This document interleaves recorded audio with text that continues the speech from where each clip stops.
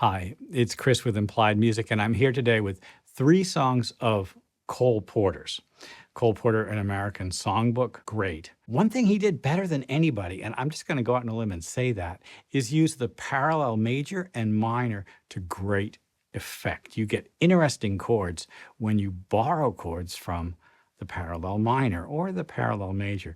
You get ambiguous, rich harmonic textures. Is this a minor tune? Is this a major tune? What's the key center?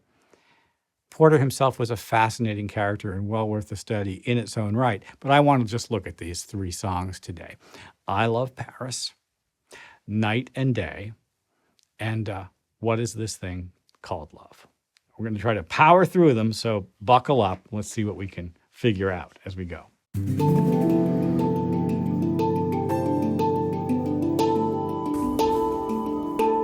Well, here's I Love Paris. I Love Paris in the Springtime.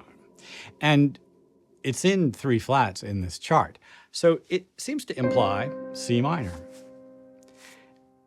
And yet, if I look at the end of the chart, there's a very clear D minor 7, G7, C major ending. It ends in C major. Well, the melody is all in C minor in the beginning. And then if you look at this chart, wow, look at that. A full-on key change halfway through the tune and literally at the halfway point.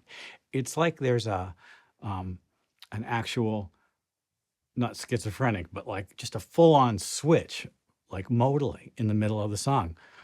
It's very real. Well, you know that if you don't know the song, let's just play through it.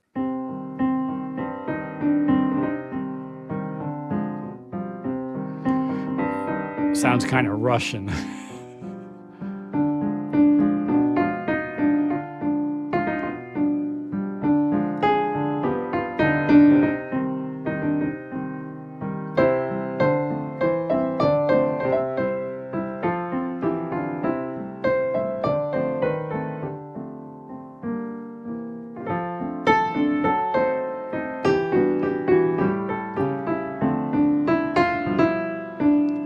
Ends on C, but if I'm going to keep going, I'm going to finish it C minor. So the whole first half of this song is a minor mode. It sounds kind of like a folk tune almost, right? D minor 7 flat 5, G7. Very dark 2-5 in minor.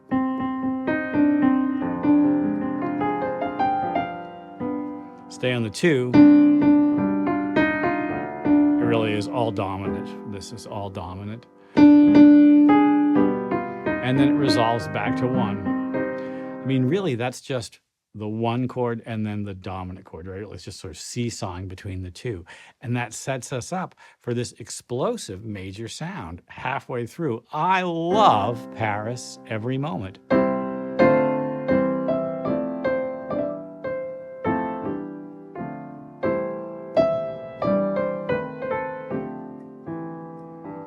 And I never do the 2-5 to F there. I just go right to it because, I mean, you almost don't need it. So I love Paris every moment.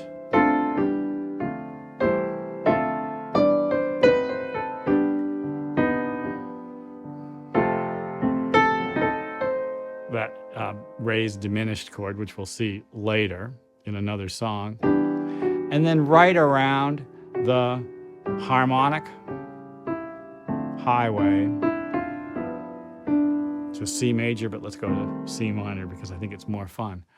The F sharp, kind of half diminished there or diminished, works kind of like a B dominant chord, which takes us to E minor, which takes us to A7, which takes us to D minor 7, which takes us to G7, which takes us to C. Porter's set up a sort of a song that really has 2 big houses that the melody lives in. It really is kind of the same melody, isn't it? The same melody up an octave, but now major. Isn't that interesting? Parallel major and minor, and he's doing it for emotional and narrative effect. Next, I want to look at what is this thing called love? What is this thing called love? What is this thing called love? What is this thing called? Love? Anyway, it's in G major. Do you see the 1 sharp here? And yet the very first thing that happens for us in the song is a minor 2/5 to C minor, and it is deceptive. It gives us the sense or the feeling that we're in a minor world.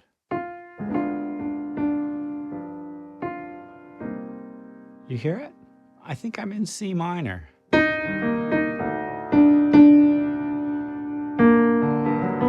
And then it resolves to G major. And that beautiful moment here where A sharp goes up to B is this sort of uplift that is just super successful. I noticed this kind of writing in Brad Meldau's original jazz tunes some years ago, where he sort of shifts between parallel majors and minors using just these kinds of tricks. And it's a really powerful technique. Well, the same thing happens again.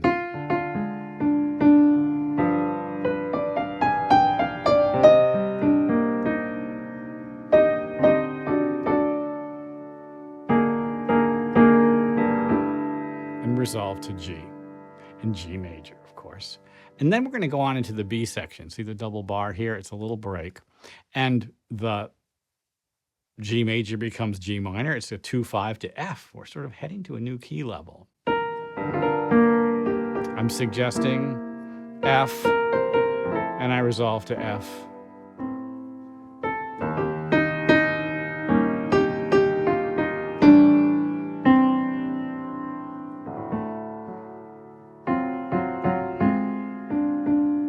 Back to that 2/5 to C minor.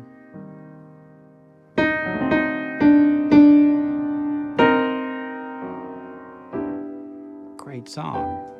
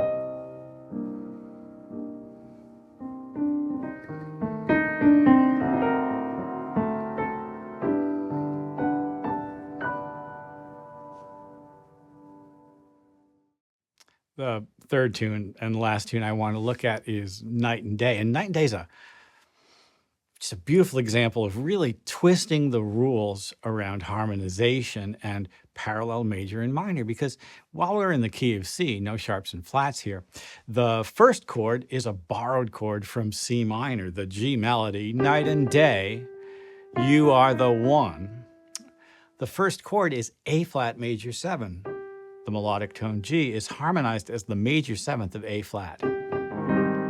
So pretty. And this really very chromatic melody sounds perfectly logical because of the flat 6 major 7 chord. Flat 6 major 7 chord, A flat major 7.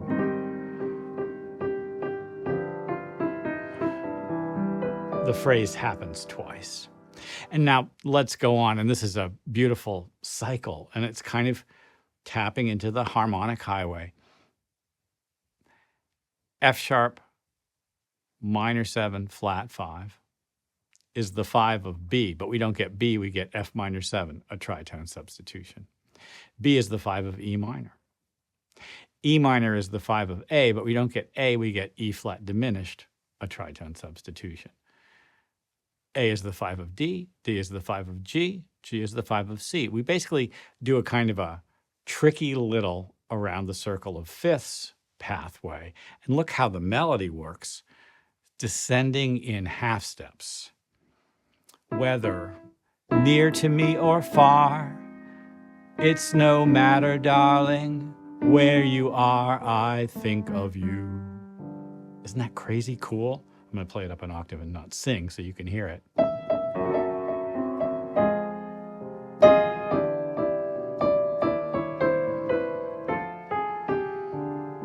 So cool, right? Night and day. And we resolve to the G instead of to the C. We're really obviously not done yet. The whole thing happens again.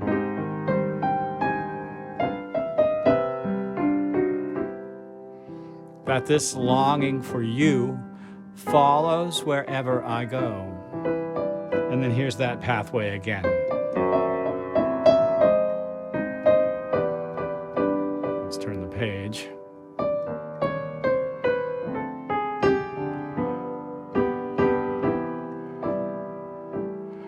And now, just for good measure, we'll have another borrowed chord from C minor, the E flat major. It's going to go up to E flat major, and the melody's going to sing up to B flat.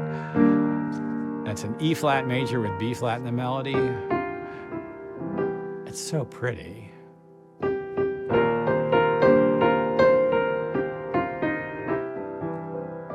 So that really is similar to what we've just done, but it ups the stakes a little bit. E flat major to C major. They're chromatic mediant modulations in this early song.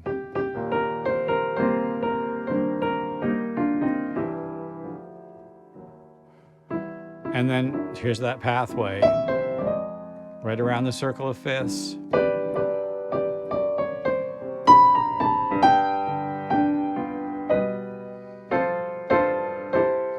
And this time a really definite resolution to C. Let's listen to that last pathway again.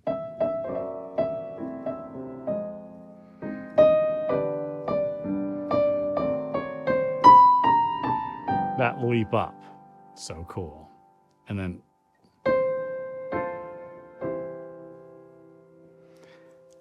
Cole Porter was a master at using the ambiguity of major and minor, parallel major, parallel minor.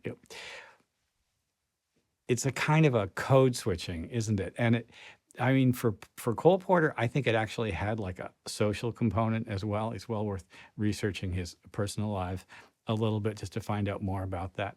It's fascinating for me that this music, which feels very sophisticated now, it is kind of in a way showing us a path into contemporary scoring techniques where we use borrowed chords all the time. These are cushy, gorgeous, like beautiful, great sounding chords. And it's also, held together by the foundations of conventional European, music theory. I've said it so many times, but the American Songbook is a great resource for us as we study harmony and examine the things that we like the best about our own music. I hope Cole Porter is sort of in your musical library, and I hope this has gotten him into your head a little bit, and I hope this was useful. Like and subscribe, ding the bell to be notified when I do my videos, and I'll see you next time.